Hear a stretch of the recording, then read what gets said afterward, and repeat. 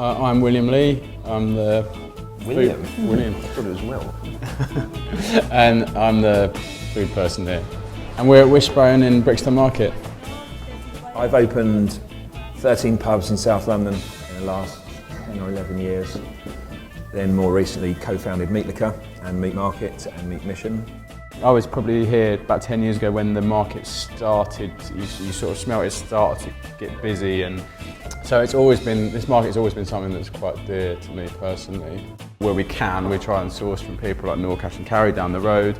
But also the other thing is I think we always encourage our staff to try and go into the market to eat at the other places. It's just got an amazing vibe down here.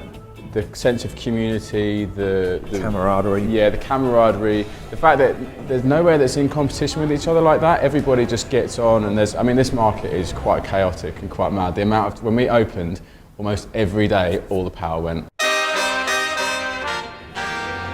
A lot of the places that we choose to go to are sort of really affordable, but just do really, really banging food. I will first off choose a place called The Joint, which is in Brixton Village, which is the other bit of the market that we're not in. This is the Granville Arcade bit.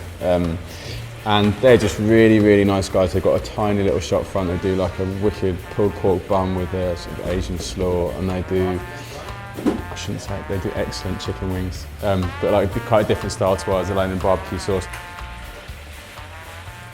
When I first moved to Brixton, and I moved up Brixton Hill, there's a place called Negril just there, which is I think we ate there about 4 times when we moved there, and I think it's one of the only places that does. You can get free range jerk chicken up there.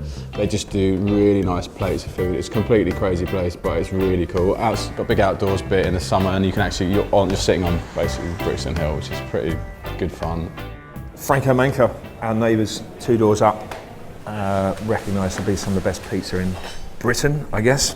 Arguably, they were the first people to open on this stretch.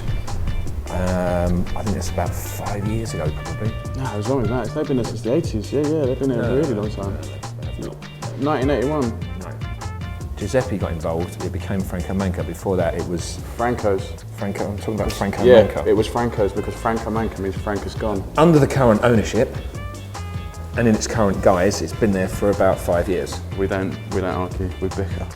You can gauge how busy the market is by how many metres long the Franco Manca queue is. So you're sort of like, right, is it going to be busy tonight? Right, the queue's about 8 metres long, so it should be pretty busy.